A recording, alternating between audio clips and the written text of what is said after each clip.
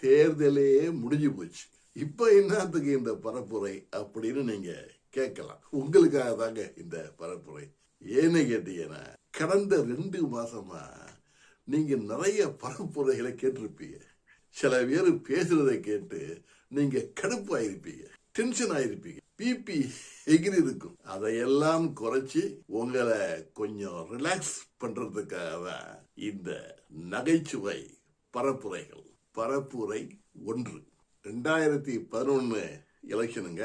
நம்ம கலைஞர் ஐயா, ஜெயலலிதா அம்மா, கேப்டன் விஜயகாந்த் எல்லாரும் போட்டி போட்டாங்க. கலைஞர் சொன்னாரு, எனக்கு ஓட்டு போடுங்க, எல்லாருக்கும் ஒரு டிவி போட்டி தரேன்னு சொன்னார். அம்மா சொன்னாங்க, எனக்கு ஓட்டு போடுங்க, உங்களுக்கு எல்லாம் இந்த கிரைண்டரு, மிக்சி, ஃபேன்லாம் தரேன் அப்படின்னாங்க. கேப்டன் விஜயகாந்த் சொன்னாரு, எனக்கு ஓட்டு போடுங்க, உங்களுக்கு எல்லாம் ஆடு மாடுகள்லாம் தர்றேன் அப்படின்னாரு. அந்த எலெக்ஷன்ல நானும் நின்னேன்.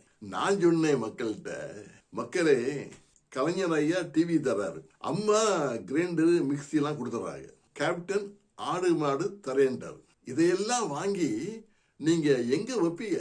உங்களுக்கு சொந்தமா வீடு இருக்குதா? இல்ல. அதனால எனக்கு ஓட்டு போட்டீங்கன்னா உங்க எல்லாருக்கும் சொந்தமா வீடு கட்டி தரேன்.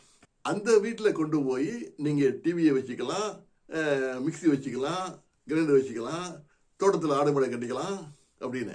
அந்த கூட்டத்தில் ஒருத்தன் விவரமான ஆளு, அவன் கேட்டான், எனக்கு தான் சொந்தமா வீடு இருக்க, எனக்கு என்ன கொடுப்ப அப்படின்னு கேட்டான். நான் சொன்னேன், சொந்தமா வீடு வச்சிருக்க எல்லாருக்கும் சின்ன வீடு செட்டப் பண்ணி தர்றேன் அப்படின்னு. நீங்க நம்ப மாட்டீங்க, நான் எலெக்ஷன்ல ஜெயிச்சிட்டேன். 50,000 ஓட்டு வித்தியாசம். அப்பதான் எனக்கு தெரிஞ்சது சின்ன வீட்டுக்கு எவ்வளவு டிமாண்ட் இருக்குன்னு.